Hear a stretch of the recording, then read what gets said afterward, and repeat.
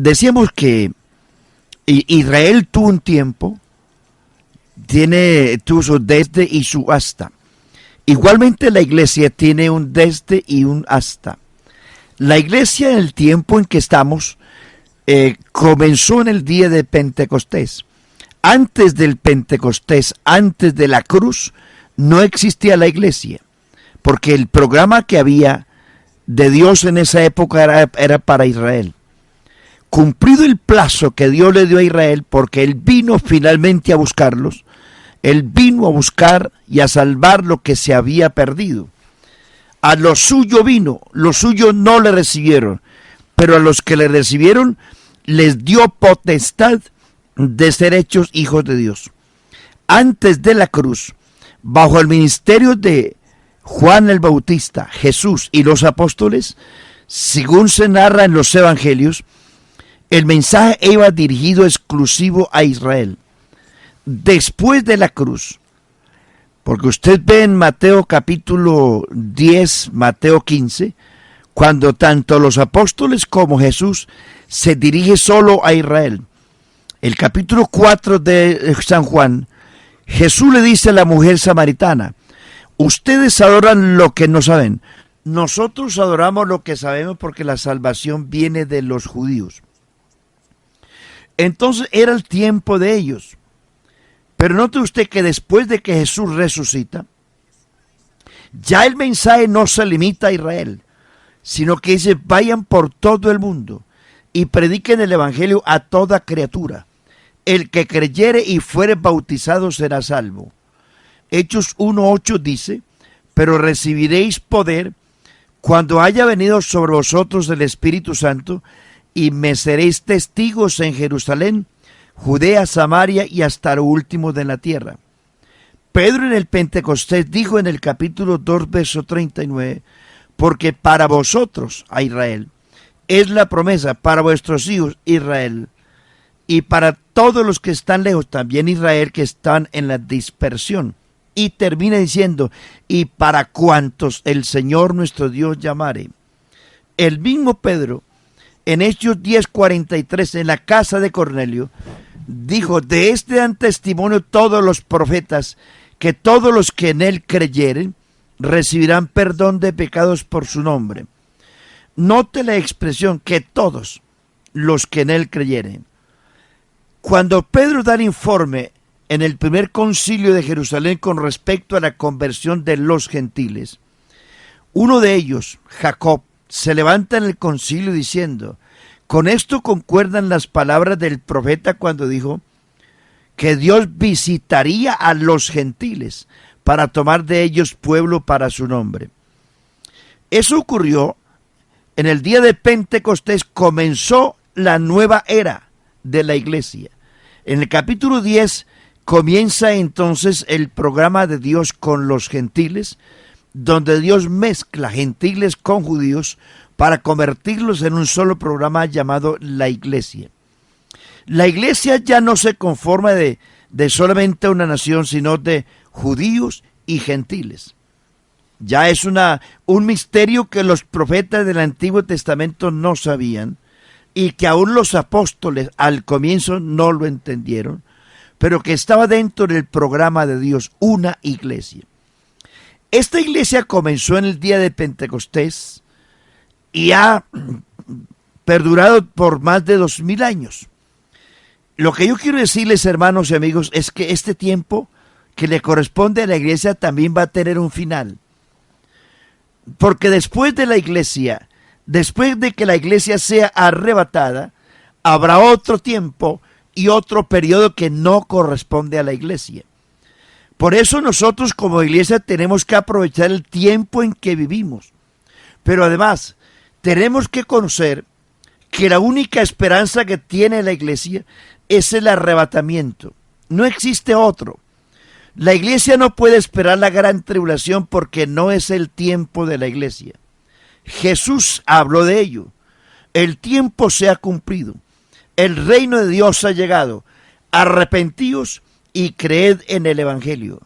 Cuando vino el cumplimiento del tiempo, Dios envió a Jesucristo, nacido de mujer y súbdito a la ley. Es decir, todo está enmarcado de un periodo que nosotros debemos conocer. ¿En qué tiempo estamos viviendo nosotros? ¿Cuáles son las señales que preceden el arrebatamiento de la iglesia? ¿Cuáles son las señales que le anuncian a Israel su recogimiento? Unas son las señales que le anuncian a la iglesia el arrebatamiento de la iglesia, y otras son las señales que le anuncian a Israel su recogimiento. A nosotros nos corresponde conocer cuáles son las señales que anuncian el arrebatamiento de la iglesia. No nos interesa conocer qué va a ocurrir con las señales de Israel, porque ese es otro periodo en otro tiempo y para otro pueblo. Primero, los tiempos que a nosotros nos corresponden conocer es qué va a ocurrir antes del arrebatamiento de la iglesia. La iglesia no puede esperar que se cumpla Mateo 24 y 25, porque Mateo 24 y 25 no aplica a la iglesia. Esos dos capítulos es lo que va a ocurrir precisamente en la gran tribulación y las señales que van a ocurrir antes del recogimiento de Israel. Eso ocurre durante el periodo en que la iglesia esté en el tribunal de Cristo y en las bodas del Cordero en el cielo. 7 años estará la iglesia en el tribunal y en las bodas del Cordero. Entre tantos 7 años en la tierra, serán 7 años de gran tribulación donde Israel va a escuchar el evangelio del reino predicado por judíos como un medio que Dios va a utilizar para recoger a Israel de todas las naciones de la tierra. Pero lo que a nosotros concierne son las señales que le anuncian. La iglesia no puede esperar maremotos, terremotos, hambrunas, guerras, etcétera, etcétera, porque aunque se vislumbran esas cosas, no son las señales que le anuncian a la iglesia el arrebatamiento. Primero, la iglesia tiene que saber los tiempos en que estamos, que nos corresponde, y la cercanía del arrebatamiento. Hace 69 años, en el año 1948, sonó la trompeta que le anuncia a la iglesia y a las naciones que algo va a ocurrir. Se refiere a la constitución del Estado de Israel. Jesús dijo hace 2000 años, de la higuera aprended la parábola. Dice, mirad la higuera y los árboles del campo. Cuando ellos brotan, sabed por tanto que el verano está cerca. La higuera es una metáfora de Israel y los árboles del campo es una metáfora de las naciones. Cuando las naciones surjan, que eso es asunto que lo conocemos perfectamente hoy, el planeta está lleno de naciones, cosa que no ocurría en el tiempo de Jesús. Las naciones han surgido y eso es lo que Jesús habló en metáfora, hablando de los árboles del campo. La higuera, dice Jesús, cuando la higuera florezca y empiece a dar sus frutos, sus renuevos, sabed por tanto que el verano está cerca. Cuando estas cosas comiencen a suceder, erguíos y levantad vuestras cabezas, porque vuestra redención se acerca. El 14 de mayo de 1948, después de un exilio de 2000 años de la nación judía, porque Israel, hermanos y amigos, es el reloj en la profecía de Dios. Ese pueblito, esa nación tan diminuta, tan pequeña, que usted la ve en el mapamundi como algo insignificante. Esa nación pequeña, terrenalmente pequeña, numéricamente pequeña, pero grande en propósito, ese pueblito incrustado en el Oriente Medio, rodeado de enemigos, porque todos los que la rodean son enemigos. Irán tiene sus misiles día y noche apuntando a Israel con la amenaza de destruirlos. Y otras naciones, todos los países árabes, están apuntando sus misiles contra Israel. Los árabes, los sirios, los egipcios y otras naciones que están alrededor de ellos quieren absorber y acabar con Israel. Pero es increíble lo que hace Dios. ese pueblito diminuto, Jesús lo llamó tesoro escondido. Israel es ese tesoro escondido, que aunque tesoro, está escondido. Y aunque escondido, es un tesoro. Habló Jesús así de esa forma. Israel es el reloj en la profecía. Todo lo que ocurra en el Oriente Medio con Israel está marcando el final de los tiempos. El 14 de mayo de 1948 Israel fue declarado nación independiente y republicana. Desde entonces se está anunciando el arrebatamiento de la iglesia con más vehemencia. Ya van a cumplir 70 años de que fueron una nación después de haber sido exiliados por el mundo cerca de 2000 años. Y Jesús habló de la higuera.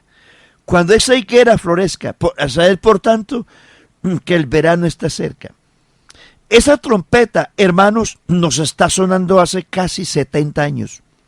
No nos hemos dado cuenta, porque estamos tan distantes de esa nación que no nos hemos enterado. Pero quiero advertirles, esa es una señal. Es una señal.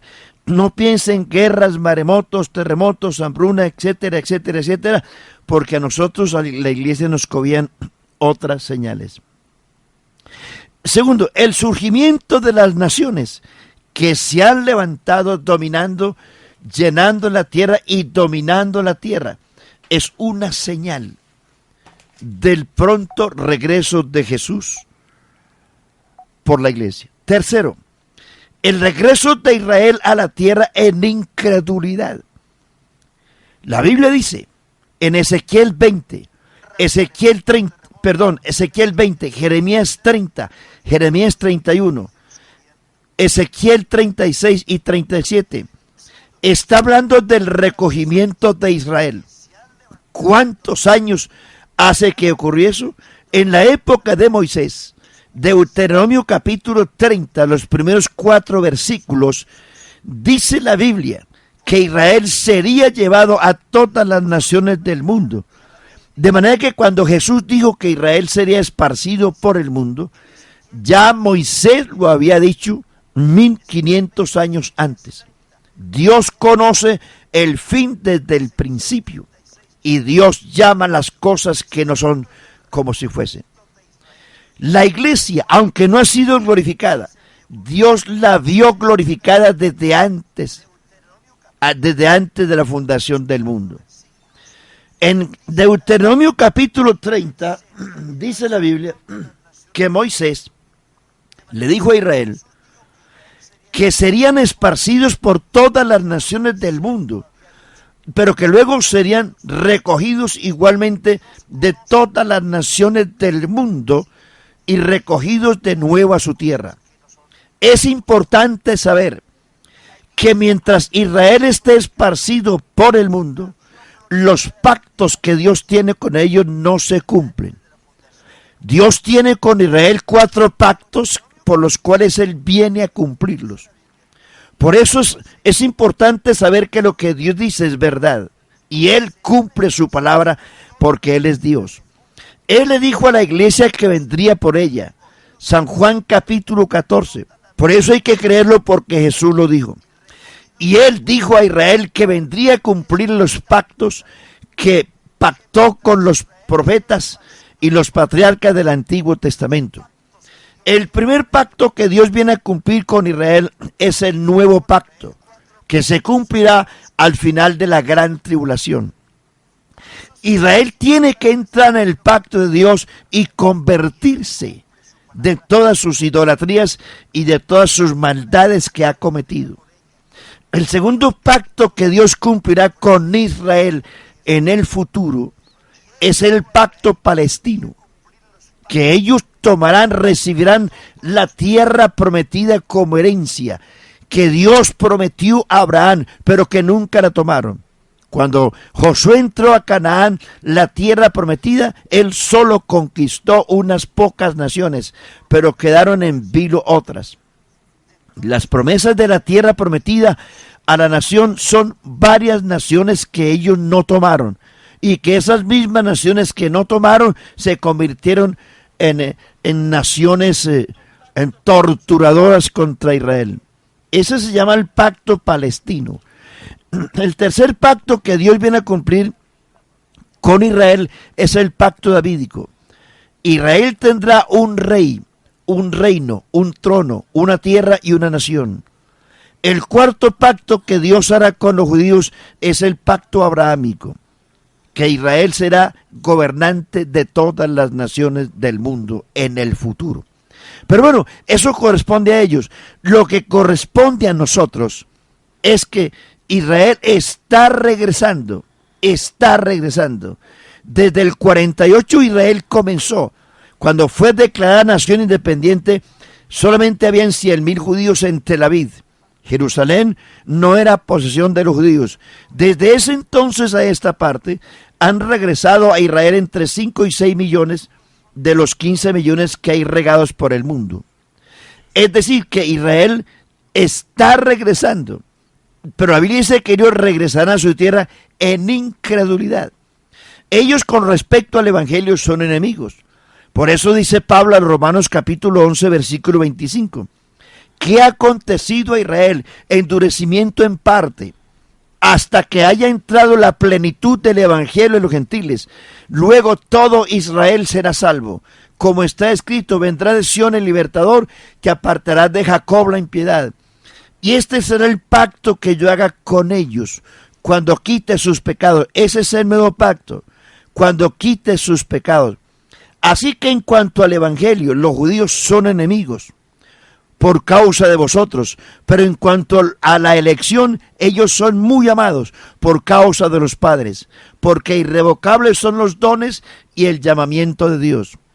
Pero en lo que corresponde a la iglesia, al tiempo de la iglesia, nos estamos viendo con nuestros ojos y oyéndolo, que Israel está regresando, y eso es una señal que los tiempos para la iglesia se están acabando. Cuando Israel regrese a su tierra, comienza el tiempo para ellos y termina el tiempo de la iglesia. Número 4. El movimiento ecuménico de tantas religiones del mundo que están procurando hacer alianzas religiosas bajo un dogma. Muchas diferencias hay en todas las religiones, pero hay un dogma que une a la mayoría de las religiones del mundo, que es la Trinidad. Todo lo que aparezca con ese nombre por todas partes, finalmente llegarán a unirse. La Biblia dice en Apocalipsis 17 y 18 que habla de Babilonia, la madre de las rameras. Es decir, que todo aquello que nace, porque el dogma de la Trinidad nació en Roma, y todo lo que nace de ese dogma tendrá que volver allí. Teniendo en cuenta, hermanos y amigos, que Jesucristo es el único Dios verdadero y la vida eterna, que Jesucristo es el Dios único en el universo, que no hay otro como Él. Él lo dijo: antes de mí no fue formado Dios, ni lo será después de mí. Dios es único e indivisible, único, que no existe más, indivisible, que no se puede dividir. Ese es Dios. Entonces, el movimiento ecuménico de muchas religiones que nacieron allí bajo ese dogma volverán a unirse. Y eso es lo que se oye, se escucha, lo que se plantea normalmente sin que la gente se dé cuenta. Eso está cujando, eso está cocinando el movimiento ecuménico, donde muchas religiones del mundo se unirán en un solo bloque. Oiga eso, en un solo bloque para recibir al anticristo. En la Biblia encontramos en Apocalipsis 13 dos bestias: la bestia que sube del mar y la bestia que sube de la tierra. La bestia que sube del mar es el poder político. La bestia que sube de la tierra es el poder religioso que habrá de gobernar en la gran tribulación. Y todos esos movimientos, la unión de naciones políticamente, económicamente, socialmente, está dando camino a que muy pronto haya un emperador mundial. Igualmente en el asunto del movimiento ecuménico, igual va a pasar. El crecimiento mundial del espiritismo, número 5, es una señal. Crecimiento mundial del espiritismo que nace de la astrología. La astrología que aparentemente no parece un movimiento maligno, pero la astrología lo que lleva a la gente es la adoración a los astros. Todo lo que depende de allí, espiritismo, brujería, hechicería, etcétera, etcétera, nace precisamente de la astrología. Y eso, hoy, hay un crecimiento impresionante. Crecimiento del espiritismo. La drástica decadencia de las normas morales, espirituales, sobre todo las normas morales, que el mundo moralmente está degradado. Hoy ya se socializa las relaciones contra naturaleza, desafiando a Dios. Y eso quiero decirle, hermano, el desenfreno moral contra naturaleza. Recuerde que cuando Dios hizo a la primera pareja humana, la familia humana se estableció bajo el matrimonio de un hombre y una mujer. Es la única forma de reproducirse, el matrimonio de un hombre y una mujer. Pero mire, todo lo que hoy es contra naturaleza, son relaciones aberrantes, es el fin de una era. Eso ocurrió en el diluvio. Cuando ocurrió el diluvio, eso también ocurrió. Se casaban y se daban en casamiento. Quiere decir que es un pecado aberrante que determinó el final de la era de Noé. Eso determinó el final de la era de Sodoma y Gomorra. Eso determinó el final de la destrucción de los cananeos. Los cananeos fueron destruidos precisamente por 3 pecados. 1, la idolatría. 2, la astrología. Y 3, las normas morales contra naturaleza. Entonces, hoy es peor. Hoy se socializa por todas partes y acuérdese, estas son normas que los hombres han establecido, pero que está marcando el final de una dispensación. Violencia, número 7. Violencia y desobediencia. El mundo está lleno de violencia, de anarquía. No, los gobiernos ya no pueden controlar la violencia que existe en el mundo político, en el mundo social y violencia intrafamiliar. Gente que forma multitud de sectas y de religiones que aparentan piedad, pero dice la Biblia, niegan la eficacia de ella. Niegan la eficacia de ella. Hechos 20:28, anótelos por ahí si puede. Hechos 20:28 al 31. Primera de Timoteo 4:1 al 5. Segunda de Timoteo capítulo 3 del 1 al 12. Segunda de Timoteo capítulo 4 del 1 al 7. Segunda de Pedro capítulo 2. Y Judas capítulo 1, esos capítulos que le acabo de mencionar, están enmarcando las señales de tipo moral, espiritual y doctrinal que encierra el cristianismo y que está indicando precisamente el final de esta dispensación. El surgimiento del espíritu anticristiano, de la gente que están en las iglesias pero no creen en la doctrina, están allí para causar tropiezo. La tendencia de las naciones a confederarse en corrientes, de unirse para formar un imperio mundial, eso está continuamente delante de nuestros ojos. La negación del inminente regreso de Cristo. Muchos niegan el regreso de Cristo. Muchos dicen, esto que está ocurriendo ahora es lo que siempre ha ocurrido, dicen ellos. Cuando se habla del regreso de Cristo, dicen, no, todo esto que está ocurriendo ahora siempre ha ocurrido. De todas estas cosas, hermanos y amigos, nos enseña a usted y a mí, hermano, nos enseña que el tiempo de la iglesia se está terminando. La oportunidad que usted y yo tenemos, las señales que le estoy marcando aquí, son las que estamos viviendo hoy. delante de nosotros. Y es bueno, iglesia, que nos levantemos, que estemos alertas sobre esto. No las podemos evitar, se tienen que cumplir. Está dicho que se va a cumplir. ¿Qué tiene que hacer la iglesia? Cuidarse, guardarse. Ojo, por eso Jesús dijo, velad y orad, velad y orad. Velad es estar cuidadosos, pendientes de lo que pueda ocurrir. Fácilmente usted puede caer en el espíritu de apostasía. Fácilmente usted puede caer en el espíritu de rebeldía. Ojo con eso, mis estimados hermanos, que lo que destruyó las criaturas fue el espíritu de rebeldía. Satanás fue el primer rebelde contra Dios y ya sabemos las consecuencias.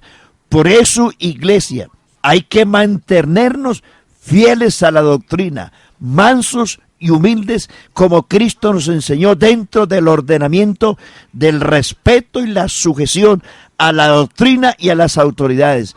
Es un asunto bien interesante, es ser respetuosos de la doctrina y de las autoridades que nos rigen. No podemos estar hablando mal de la iglesia. Nosotros somos la iglesia, nosotros somos la congregación. Yo no puedo hablar de mí mismo. Yo soy parte del cuerpo de Cristo. Yo soy miembro del cuerpo de Cristo. Que cometemos errores, cantidades. Los seres humanos siempre estamos condenados a cometer errores.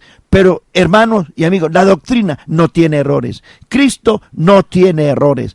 El mayor privilegio que usted tiene en este momento es formar parte de la iglesia. No estoy hablando de títulos, no. Los títulos aquí no importan. Estoy hablando de la iglesia. Dios tiene iglesia en todo el planeta Tierra. El privilegio más grande, hermanos y amigos, es formar parte de la iglesia. La iglesia se llama hoy la novia de Cristo. La iglesia se le llamará mañana la esposa de Cristo. Y es un programa único y exclusivo, porque después de que la iglesia sea arrebatada y que se convierta en la esposa del Cordero, lo que venga después no formará parte de la iglesia. Tendrán otros proyectos. Israel tendrá otro programa. Las naciones gentiles tendrán otro programa. Pero el programa de iglesia, de novia y de esposa es exclusivo de la iglesia del Nuevo Testamento. Por eso esto hay que cuidarlo, hay que honrarlo y mantenerlos fieles por encima de todo. No te dejes arrastrar por la gente rebelde, por los que aparentan ser cristianos y no lo son. Mantente fiel a la doctrina, respetuoso a la doctrina, al ordenamiento que la Biblia establece, respeto a la doctrina, fidelidad a la doctrina y respeto a la autoridad, que ese es el orden bíblico para mantener fieles y esperar la venida de Jesús, el arrebatamiento de la iglesia, que es nuestra única esperanza. Ojo, el tiempo de nosotros es hoy, mañana ya será el tiempo de otros. Que Dios nos bendiga a todos.